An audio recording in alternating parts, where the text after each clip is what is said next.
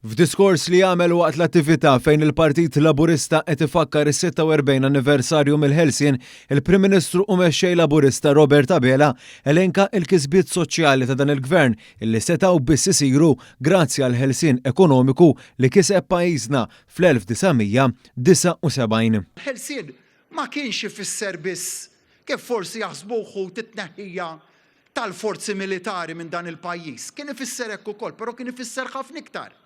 Kien ifisser ukoll il-ħelsien ekonomiku, però kien ifisser ukoll id-dritt li nibdew naħsbu b'mod liberu.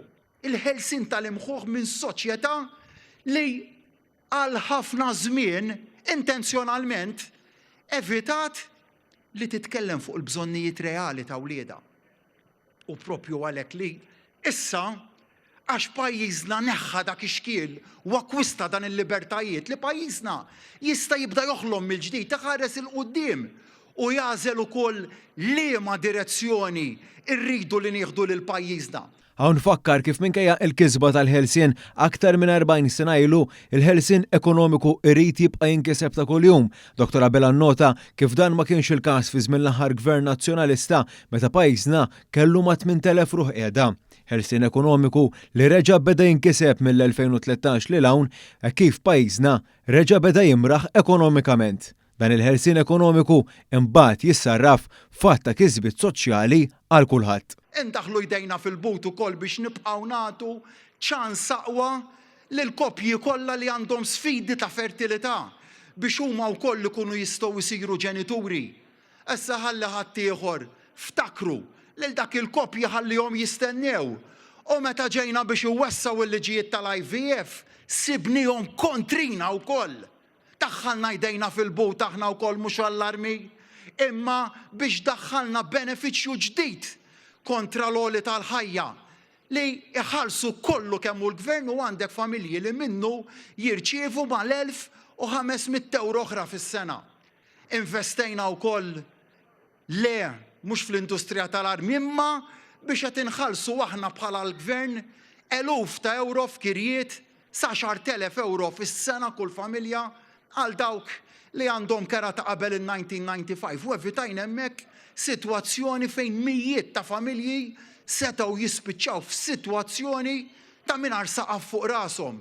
Daħħalna jdejna fil-but ukoll biex saħħaħna s-sistema tad-distribuzzjoni tad-dawl, biex qlibna wkoll għall-enerġija illi tħammeġ inqas, saħħaħna wkoll ir-reżiljenza tas-sistema tad-dawl tagħna u issa wasalna fil-waqt illi daqt nibdew it-tieni interconnector. Żammejna wkoll u se nibqgħu nżommu stabbli il-kontijiet tad-dawl, tal-ilma, tal-gass, tal-petrol u tad-diesel, kontrarju għal dak li jgħidilna biex nagħmlu ħadd ieħor. Madankollu dan ma jfissirx li x-xogħol se jieqaf hawnhekk. Se nkunu gvern illi jagħti pjan lil Malta għal ġenerazzjoni illi jbiss.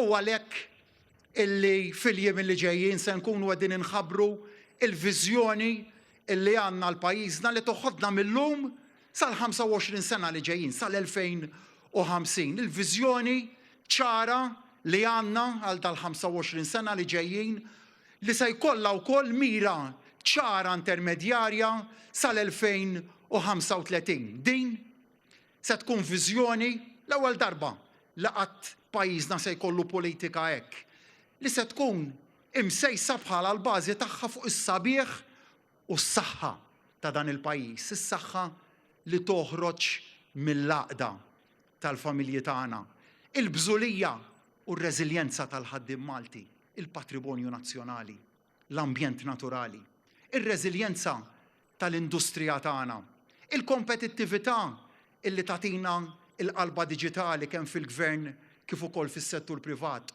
u t-trasformazzjoni mbagħad biex niġġeneraw l-enerġija rinnovabbli biex nutilizzawha bl-aqwa mod fejn komplejna hemmhekk ukoll insaħħu l-iskemi li qegħdin noffru.